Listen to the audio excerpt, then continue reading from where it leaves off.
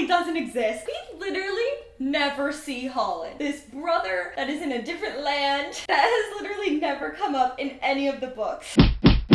Good morning, everyone, from me and my freaking sunburn. Every movement is agony. The Throne of Glass series has drawn to a close. I had a lot of feelings. Not as many feelings as I did in books like Queen of Air and Darkness or Heir of Fire, because there was so much battle in this book. Not that it didn't need to happen, because it did. I just am not a big battle scene person. If you're not sure whether or not you should have read The Assassin's Blade or Tower of Dawn before reading this, yes, those should be mandatory books of this series. If you have not read this book, go read all the other ones. It really is worth your time. So goodbye if you do not want to be spoiled. So we start off the book with kind of a prologue called The Prince, and it's Rowan. He and Alid and Lorcan and Gabriel have been looking for Aelin for months. The last we saw of her, she was being carried away in an iron coffin by Maeve. And we got Tower of Dawn, which was great, but I was like, you mean we had a whole book of Kale? And we all know I'm not a huge fan of Kale. And Rowan is so laser focused that it even says he's almost forgotten his name, but he's promising himself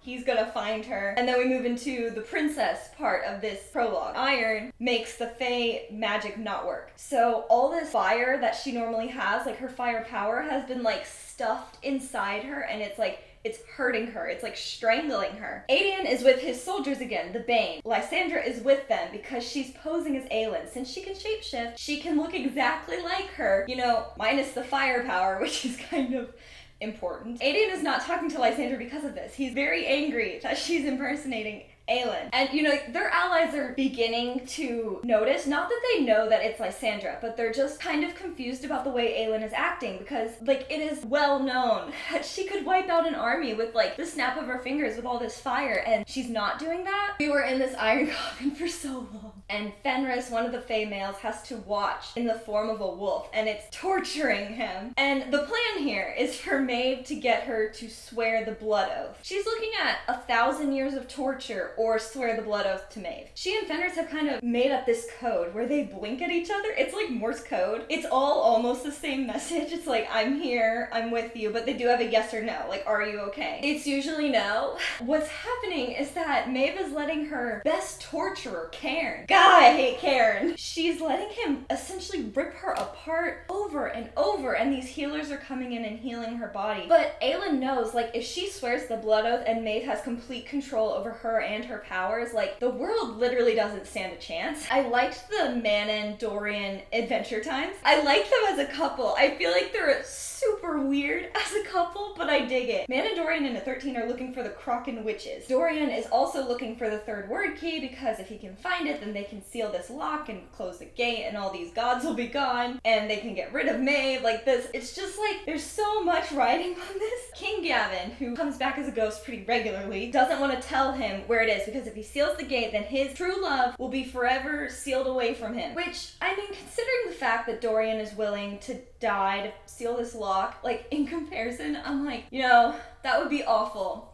But the world would also not be on fire. And I think he understands this because he tells Dorian that the third word key is in Morath. Fantastic. Exactly where we wanted to go. Manon is trying to convince the Krakens to fly with her and the 13 to battle Morath. They should do this because she's their queen, which is probably not going to go over very well. Manon has a bit of a reputation for being, awful. When Dorian is talking to Gavin, Gavin's what, you're gonna die and leave the kingdom to HOLLIN? Yeah! HOLLIN probably doesn't exist. We literally never see HOLLIN. This brother that is in a different land that has literally never come up in any of the books. So possibly my favorite couple is Lorcan and Alid, but Alid is having a really hard time dealing with Lorcan because she witnessed him breaking the blood oath to Maeve, and he was on the sand crawling after Aelin as she was getting into this metal box to be taken away forever, and Alid thinks that he was crawling after Maeve, begging her to take him back, which is not true, but know, that's what she's got in her mind, and she's not listening to anything else. Kale is coming back from Tower of Dawn, like all the adventures we had there. So like he's behind on the news that Aelin is in a box. Irene is pregnant, but Kale doesn't know. That part, I was like, this is a soap opera. Irene, you need to tell him. Manon and Dorian are minding their own business when they're attacked by a Stygian spider. And it's the spider that Manon tricked like a long time ago into giving her the spider silk that she needed to repair Abraxas's wings. So she has a little bit of a vendetta. Like Falcon, who needed the same type of material, gave up 20 years of his life for it. And she can shift, so she turns into like a human form, even though she's definitely creepy. Dorian is trying to figure out how she does this. That was something really interesting. Like Aelin has a very strong firepower, but Dorian has a lot of variety to what he can do with his power. So I wasn't really sure, like, what is the difference between their types of power? Like, why can't Rowan shift into anything other than a hawk? Like, I just was a little confused. Is Dorian like not full fae? Like, I can't remember how that all works, but he definitely has a larger range of different types of abilities, and he taps into that a lot in this book. But they want this spider to tell them about the Kraken Witch's whereabouts. The boys should have listened to Elite, because Elite is like, hey, we should probably go to Doranel, like, right now. But no, they want to go to that other place. Aelin sees Maeve, and she makes Aelin kneel on this broken glass, and Karen just shoves her into it. It's like, it's such a like intense picture. Like, I can see all of this so well, and Aelin is just like trying her best not to scream and cry for things until it's the last moment that she can possibly hold on, because she's trying to have this experience not break her. She has so many years left of this, like, in her mind. And then Aelin is picking up some of this glass. Like, she's not going down without a fight. I was so proud of her through so much of this. And like, she picks up a glass thing, swipes at Karen, throws it at Maeve. This is by like this much. And we see like the most important moment. We found out some stuff in Tower of Dawn, but this is really the confirmation. Like, Maeve gets the scratch and it's black blood for a split second before it turns red, because she can control how people see her. But she was caught off guard for a second, and now we're sure she's Val. Everything is crashing and burning. Aniel is going to be attacked by Maas' army, and that is Kale's original home, where his horrible father lives. But they're going to go save it, because Kale's a good person, and he's like, I'm not going to let my dad's entire life crumble to pieces and get killed by Morath. One of the most powerful moments of this book is when Aelin is in that iron box, and she like kind of has a vision dream of her mother, like explaining to her, like, you do not yield, like, you're a daughter, like, you do not yield. And that becomes like this like chant in her mind. She starts like pounding the top of the box, even though her powers are like, she has iron on her hands, she's covered in it, she's been eating iron, like, she still has enough power that she starts warping the top of this box. Rowan, because he's her mate, feels this surge of power from her being sent out and realizes that Aelin is in Doranel. We should have listened to Lee. And they realize they need to draw Maeve out of Doranel so that they can get to Aelin, because there's no way, like, that is the last thing she's gonna give up. This is her potential, like, world-conquering weapon. She's not gonna give it up for anything. So we meet Manon's great-grandmother, and things are going to get awkward, because she's like, yeah, did you meet Rhiannon or Rhiannon? I don't remember how to say her name. Manon killed her. Kind of an awkward icebreaker.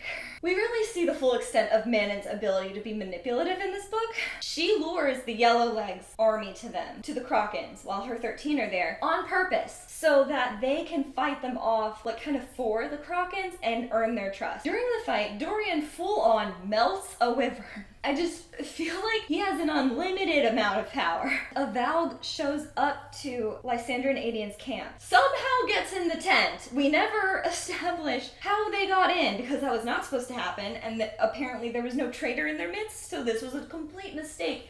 And one of the worst mistakes they could have made, because Avowed gets in there, sees Lysandra, he's about to out her to everyone, all the allies in the room, when Lysandra and Adian order them to kill it. Oh, it has this really creepy moment where its eyes go black and it's like, message sent. And now Erewhon is also going to know this about Lysandra, that she's a shifter. Kale and his dad have the worst encounters, and I loved it when Irene looks at him when he's making fun of Kale and like just being the worst, because that's who he is. And she's like, don't you talk to him like that. You tell him, Irene. We finally get Maeve's full story. She tells it to Aelin while she's in one of these sort of dream states that Maeve keeps putting her in as a way to show Aelin, like, hey, if you swear the blood oath to me, like, this could be your life. And she tells her this story of like a powerful woman in a horrible world who all three powerful brothers are in love with her. She chooses the eldest of the three sons because of his library. I mean, we do stand that decision. She wanted to learn to world walk and knew that all the secrets were in this library. And she learns how to do it. She goes to this new world, the world she's in now, where everything is beautiful and it's not covered in just valve, which I would imagine the world she was originally from to be like the Upside Down in Stranger Things. And she says that she made this gate and has these 3 keys, but now they've been scattered across the world. She's trying to find them again so that she can get rid of Erewhon, who managed to slip back through. And she wants to know the location of the 3rd key from Aelin, and Aelin will not tell her, even though she almost gets tricked into it. These dreams are so vivid that she really believes that she knows Maeve, that Maeve is a good aunt, and she wants to tell her like this stuff, but then she remembers, she's like, no, I am actually in a box right now. Rowan has figured out the perfect trap for Maeve. The only way that she's really going to be able to control Aelin is if she has one of those valve collars. So that's the trap that our crew is going to set. They're going to spread this rumor that there's a valve collar outside of Doranel so that Maeve goes and retrieves it herself. So in order to spread this rumor about the collar, none of the Fae men can go in there because it is very obvious who they were. They used to serve Maeve. They are well known. So they send in the only one they can, a lead, who I was a little worried about, not gonna lie. She is supposed to go in there and spread fake rumors about a valve prince who has this collar. But her cover is that she's going in to ask after Cairn, because that's also important for them to know, because they need to figure out where Aelin is being kept in Doranel. She's going to pretend that she's a lover who got left by Cairn. The fact that anyone would be that guy's lover, beyond me. All these Fae, when she says that's who she's looking for, they're like, what? Like, why would you want this? And like, even these Fae women who turn out to be very important later because they're like commanders of the army, and one of them is Lorcan's ex-lover. They're just like, you should not be looking for this man. But the plan almost backfires because Maeve does fall for this trick. She's leaving. Aelin figures this out. She's like, when she comes back, I'm going to be controlled by a word stone collar. Cairn is pretty much left to his sadistic self to torture her during this time. Aelin knows, like, he's not just breaking her body, like, he's breaking her soul and, like, her ability to even use fire because of the fact that he's going to, like, set her iron box on fire. She pretty much asks Cairn to kill her by provoking him. She's trying to get him so like riled up that he can't help but kill her, and then she's just pretty much done with this, and Dorian's gonna have to seal the gate. Fenris comes to our rescue because he realizes what's going on here, and he manages to break the blood oath long enough to attack Cairn while she is able to break her chains. This means Fenris is going to die because breaking the blood oath means death. The fact that Lorcan survived was because Maeve allowed him to break the blood oath, like she let him go instead of him really breaking it. So like it hurt him so badly physically, but it didn't kill him. So she runs. She is so weak from all these months. Like, they kept her muscles intact so they didn't atrophy. Like, she's not in her top fighting condition, but like it just shows how much strength, like inner strength she has, that she's managing to fight like an assassin as she gets out of this camp, and she's going to make her way out no matter what it takes. But she's moving in the opposite direction of Rowan, who has come into the camp to save her. When Rowan does find her again, she tells him, like, Fenris is still in there. So Rowan and Gavriel go back for him, and also to destroy Cairn. When they all kind of get back together, Aelin just screaming for them to take off the mask and the gauntlets. They can't do it. It's made of iron. They can't get them off. And she has to teach Rowan the word marks, like in the sand, that will undo these locks. I was so happy that she got Fenris to swear the blood oath, because that was how she saved his life. She's like, before you die, swear the blood oath to me, and then she tells him to live. And because it's an order, he has to. And like, the two of them have become a pair. Like, neither of them wants to talk. Fenris doesn't even want to be in his Fae form. Aelin just like pets him, like a really big dog. So Dorian figures out how to turn into a raven after struggling just to change his eye color. So he's learning at a ridiculously fast pace, but he's planning to go to Morath, and Manon is pissed. Manon is very used to being in charge. Lysandra, she was not raised to be a warrior the way every other character in this book was. I have so much respect for her. Like, she'll turn into an animal and go on instinct, just trying to help as much as she can. Obviously, it's been a while since they've seen Aelin, and when she's talking to Adian in his tent, he's telling her how stupid this plan was. Just going in on his own frustration and anger, but he's really reflecting it all on Lysandra. He kicks her out of his tent into the snow.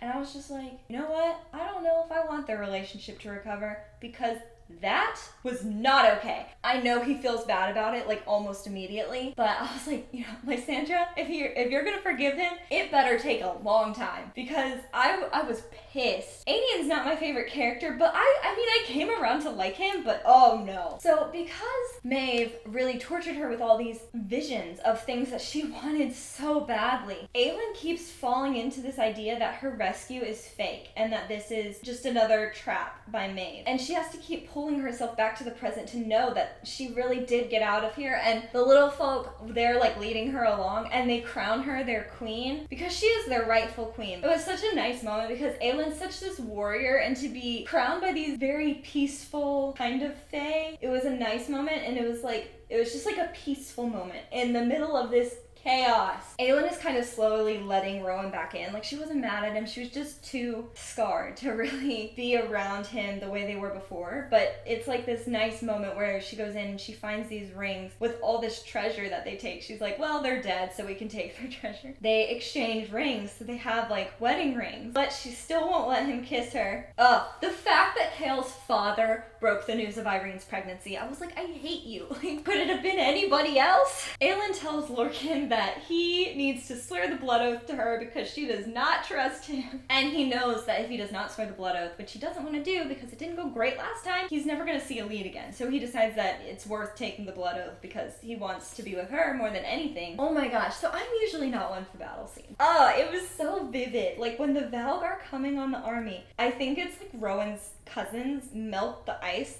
that they're coming over the river, and then they refreeze it so that there's these Valg underneath, like just banging against the ice trying to get out, and like pulling other people down trying to get up. Such a crazy visual. It was very haunting. A lot of the things that happen in this book, I feel like, were just had this certain haunting quality to them. They're losing in this battle. And Lysandra knows the only way to really rally the troops is if Aelin shows up, even without the firepower. So she turns into Aelin. And like I said before, she's not a warrior. She has no idea how to fight. She's just walking up with a sword to inspire people. Like, this is her last stand. Aedian is trying to save her, and then like we see the first, like, the yielding. This witch tower where a witch has like this last moment. They can summon all their power into one giant blast. It kills them, but it's like a bomb, and it takes out 4,000 troops, and they have to be in that tower. It's like, it was so cool, but like also I was like, this is awful. Oh, okay, so Aelin and our crew finally find each other, and she sees Kale walking and gives him like the biggest hug, and I was so happy. He is like, here's my wife, Irene Towers, and these two girls are just like, I knew you. Like, they met when Aelin gave her the money to go become a healer, and now she's healed Kale, and she kept that little scrap of paper that said the world needs more healers, and she gives it back to Aelin, and she's like, this is from you. Oh, Lorcan and Elide have a pretty big fallout. She's holding on to this anger towards Lorcan, and it's like the only thing she has to hold on to, and she needs to let it go, but I get it, I guess. And Lorcan pretty much tells Elide, like, you're jealous of Maeve, like, because Maeve just has this hold on him, and he's like, you're jealous, and she's like, the only thing I'm jealous of Maeve is that she's rid of you. Pretty much tells him to go die. Ouch. So over at Aedian and Lysandra camp, Lysandra got hurt, passed out from being Aelin. Everybody saw her shift, so they all know. Aedian is trying to apologize, and Lysandra's like, I've never been so humiliated as I was when you threw me out in the snow. You tell him, because that was so awful. And then Aedian gets stripped of his rank, and I was like, I feel kind of bad for him, but also like, low-key, he deserved to be in the pits right now. We get this just up and down of like, this is awful, this is great, this is awful. Because like, Kale and Irene officially talk about the fact that Irene is pregnant, and he's so happy, you know, provided that they survived this. Blackbeak, Blue Blood, and Yellowlegs matrons show up because they're pissed at Manon, and they're gonna fight her, and Manon is like 3-on-1, and she takes down the Yellowlegs matron. Full decapitation. I was like, oh, kill her! But the Krakens and now the Blackbeaks have accepted Manon as their queen, and she's like slowly uniting them. Aelin emerges in this gold armor that she stole from Kale's dad, and she looks like an avenging queen. She may not feel like it completely, but she really is looking the part. Lorcan Dorian is stabbed during the fighting, trying to fight off 10 Valg at once. Morath tries to break the dam, and they're gonna do it. But Elide, because she is in love with LORCAN, realizes that he hasn't come back. She steals Kale's horse, who's named Butterfly, that evil horse, and runs out after him. She has to push the bodies that are piled on top of him to get to him. And then, meanwhile, Aelin had Bort's Rook pick her up and drop her in the middle of the field. Rowan realizes she's gonna use Maeve's death blow. She's been burrowing into her power for 3 months. That's a ridiculous amount of time. Oh my gosh, when Dorian took the 2 word keys with him to Morath, I was like, why? Why would you do that? You're gonna take them right to where Maeve is. The 3rd one's there. Lorcan wakes up and he tells Elide that he loves her, and it was really sweet. I just could not handle those 2. I just love them together. So Irene is able to heal Valg, which seems a little bit like a quick improvement because it took her months to heal Kale, and he wasn't even Valg. And Aelin's kind of wondering, could she do this to Erewhon and Maeve? But it's almost a non-starter. She's like, how could I ask her to do that? Give up her, possibly Kale, possibly their child's life for this, when she could die instead. Kale's father has not been sending the letters.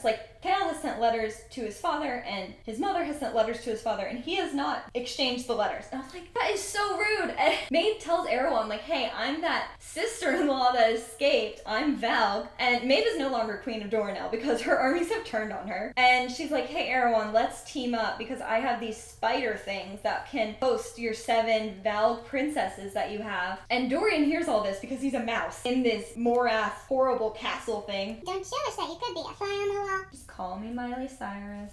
But Maeve knows that he was spying, and she doesn't want Erewhon to bring his brothers. Instead, she's like, Dorian, let's work together and stab Erewhon in the back. Give me the keys and I'll banish him. And Dorian's like, I'll do you one better. Let's get married, and you can be the queen of Adarlan, and we can conquer the world together. And I was like, where did this come from? I don't know if I missed something here, but I was like, what the heck, Dorian? So Maeve then either believes this or pretends to believe this and distracts Erewhon so Dorian can get the 3rd key. There's a girl in Erewhon's chambers who has the key in her arm, and he manages to take it out, and there's no saving her. But the girl is like, please just kill me, end it. And he can't do it, even if it would be a mercy killing. And then Maeve comes up behind him and is kills her. There's your wedding present. You don't have to do it. And then she attacks him, but she only attacks his mind. I'm sorry, can you imagine this battle in real life when they're just fighting with each other's minds? But Dorian manages to work his way around her power somehow, takes her ability to world walk, and escapes Morath with all 3 keys and blows Morath up. Elide sees her uncle again because he's trapped in this tower so that Aelin can question him. He was the one who gave her that horrible leg injury, didn't take care of her, was the worst person ever, sold her to Erewhon, and she's like, you locked me in a tower when I was a defenseless child. Let's see how well you do as a grown man. And she leaves, and Lorcan is so proud of her. He's like, yes, queen! And Aelin ends up leaving him there to starve. And she's like, this'll be fine. Bye. The witches show up for Aedion and Lysandra. Red cloaks just fill the sky. Aedion is struck by a Valg prince, and it's all very scary. Lorcan is usually very, careful with Elide, gives her plenty of privacy and stuff like that, but they're having one of their romantic moments, and Elide is like, actually, I might need some help with the bath. And Lorcan's like, a dangerous time, bath time. Perfect. When Dorian shows up, Aelin is kind of torn because of course she's overjoyed to see Dorian, but also she knows he has the 3 word keys and it's time to forge the lock. One of them is gonna die. When that yellow legs bull clamped its jaws around Abraxas, I was unwell.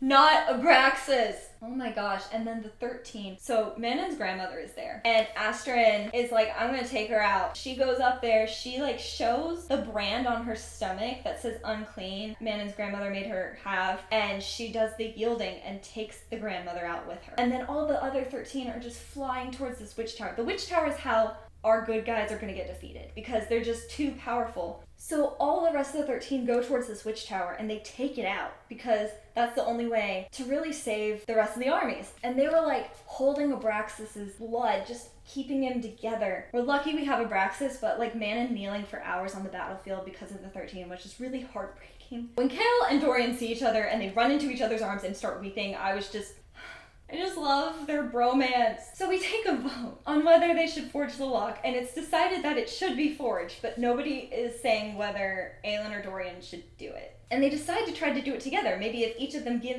half of themselves and half of their power, it would work. And there's this whole thing about, like, nameless is my price. And so we see Dorian's dad again, and apparently the Valg who was in him for decades took his name, so now he's nameless. Nameless is my price. And so he's like, I have enough power in me to help forge this lock. So he and Aelin kind of have a mental conversation about, we're gonna save Dorian here. Aelin, like, throws Dorian out of this soup of power that they're surrounded in, and takes Dorian's father's hand instead, and they're forging this lock, and he gives up, like, his entire soul for it. After he's gone, like, it all just settles, and Aelin has no magic left except for this little bit of water magic that we never really get into. And then there's all the gods. They're like, take us back to our realm. So she has to open this archway, and it's like ushering them through. Next. Thank you. Keep your arms and legs inside the vehicle at all times. And she's supposed to use this last little bit of magic she has to give up her life and seal the gate. They don't take Erewhon, which is rude. And Molly gives her a last little bit of power. And then Aelin puts them in a hell realm. And then she's falling through all these worlds. And apparently one of them is her other series. And one of the main characters, like, slows her fall because she's falling too fast. She won't be able to stop in her world. Which I didn't quite understand because this whole time, like, it's about Aelin saving herself and her people, and this just seemed like such an important moment for her to be able to get out of, and to have, like, a completely random character in this universe be the one to save her just felt weird, a little, like, off-brand for who Aelin is. But she does end up back in her world with Rowan, with just her droplet of water power, and she's stuck in her Fae form. She can't shift anymore. Lysandra and Aedion are finally together. They have a little romantic kiss in the hallway, and while they're making out, these guards find them on accident. It's like, these guards walked past quickly. So Aedion is a commander again. Aelin shows up on the Lord of the North, who I thought was a deer made of stars. I guess I was wrong. So we did lose one main character, but not a main character. Gabriel has this conversation with Kale about fatherhood, and he's like, I really want Aedion to forgive me, and Kale's like, just give him time, he'll do it. Then they go into war together, and they're fighting together, and this is all Gabriel's ever wanted in his whole life. They have to seal this gate from Morath getting in, so Gabriel sacrifices himself to close the gate, and he closes it, and he's on the other side, and he gets killed probably immediately. I just feel like it wasn't necessary. Like, couldn't they pull it from the inside? Ugh, I was annoyed by that. So the Karankoi Princess Valg things and Maeve and Erewhon have arrived. We are headed towards our final battle. Aelin goes to fight with her, like, absolutely no magic. And Lysandra's even, like, she's sobbing. She's like, Aelin has nothing left. Like, what is she gonna do right now except die? It was more symbolic, like the queen has come to hold the gate. She uses, like, trickery. She's trying to get Erewhon and Maeve to turn against each other, and it's kind of working. Like, she's starting to see that doubt in Erewhon that, like, Maeve is gonna betray him. And Maeve is like, what are you gonna do, Aelin? Like, there are no gods to help you. She pulls up her sword, she's like, I am a god. And I was like, oh! So they're gonna trick Erewhon. He is terrified of Irene because she can heal the Valg out of him. And so he runs up to Irene, is about to kill her, and then it's Dorian shifted into Irene. He's like, I'm not Irene. Boom. And they grab him, they get him on the floor, and Dorian has also apparently learned healing power, so he and Irene are just expelling this Valg from Erewhon's body. Him and his father have not been a big deal this entire series. Dorian is demanding that the Valg tell him what his father's name was. I know it's important, but is it really this important? Because this is like the moment when they're taking off the glove of Thanos, and then Chris Pratt decides to pause everything to ask about Gamora. And I was like, you're gonna mess everything up right now. But it doesn't, thankfully, and apparently his father's name was Dorian. So, like, he gave Dorian his name. That felt like a big build up to something that was, I mean, it was a sweet moment, but it wasn't like a huge hurrah moment, I guess. And then Aelin uses Rowan's magic to open up these portals while she's fighting Maeve of all these armies that hate Maeve. Yet another very Avengers Endgame moment. And Aelin has Silba's ring, which is like poison killing to Maeve. And she puts it on her finger, and this kills her. Falcon has gotten his years back because they killed that Stygian spider a long time ago. So now he, like, introduced himself to Lysandra and is like, hi, I'm your uncle. Also, we're rich. Aline asks Lorcan to marry her, and it is adorable. Oh my gosh, but because she's Lady of Panem, he would have to take her last name. So his name is going to be Lord Lorcan Locan. And he's gonna bind his life to a lead so that he becomes mortal and they age together, which is gonna be cute. Irene is gonna found a Torre in the north. The Croaken curse is gone, so Manon and all her witches can go back, but she's promised Dorian to come visit. So, I actually would really, really like that epilogue book. Aelin is now queen and also fairy queen. And just when they're walking all together and it's like Aelin and all of these like women who supported her because she promised them a better world and they're from all over the world. It was so great. Such a girl power moment. Carol and his mom get back in touch, which was lovely. I'm sorry, what the fudge? Hollin never showed up at all. I was like, maybe like this whole book he didn't play any role. I was like, are we gonna even see him? No. Does he even know that his father is dead? Maybe not. Dorian, Kale, and Aelin hug goodbye. That was a moment, man. They've been together for a long time. They've seen some stuff. Alita and Lorcan get married in the A Better World section. We know that Lysandra and Adian are gonna get married. I was just, wow. You know, like, Dorian and Manon, it wouldn't have suited their story for them to get married, but all of our other couples got married. And that's the end. Like, we've got a really happy ending for the story that we read. I don't know if I really would have wanted any characters to die. It just seemed a little unrealistic that they all made it. What did you think? Did the mind fighting and the falling through the worlds make sense to you? This is like one of my favorite series of all time. Like, it was so good. The writing, I love the writing. I know it can be a bit gratuitous at times. She is long-winded, but I thought the writing style is just really beautiful in these books, and it has gotten better with every book. The only reason this one is not like my favorite in the series is because there's just a lot of battle in it. I guess I need to read her other series now. Please like this video if you liked it. Subscribe if you want to talk about more books. My name's Katelyn. Thank you for watching. Bye!